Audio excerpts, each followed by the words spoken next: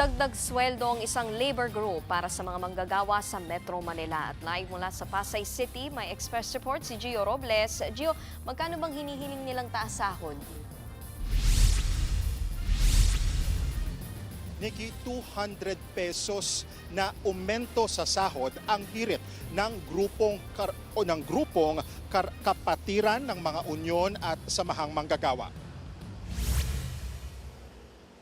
Pasado alas 9 kanina nang isumite ng kapatiran ang kanilang petisyon sa tanggapan ng NCR Regional Tripartite Wage and Productivity Board. Ayon sa kapatiran, ang petisyon para sa karagdagang sahod ay isang desperadong panawagan upang makasabay sa mabilis na pagtaas ng presyo ng bilihin ang mga manggagawa.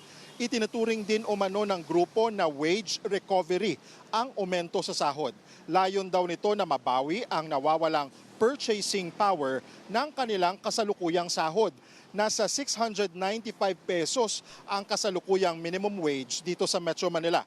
Pero ayon sa kapatiran, katumbas na lamang ito ng higit kumulang 540 pesos sa real value nito dahil sa inflation.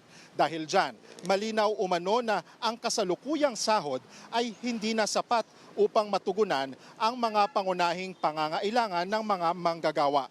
Kaya kung ang kapatiran daw ang tatanungin, hindi na dapat pag-aralan ng wage board ang kanilang hiling dahil ramdam at kitang-kita na umano ang kanilang kasulukuyang sitwasyon.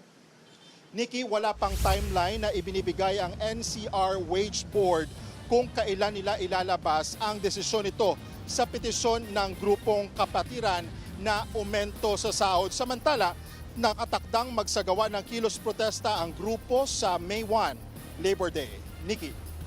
Yan ang express report ni Gio Robles. Mga kapatid, Nikki de Guzman po. Para sa pasada ng mga rumaratsyadang balita, mag-follow at mag-subscribe na sa social media pages ng News 5.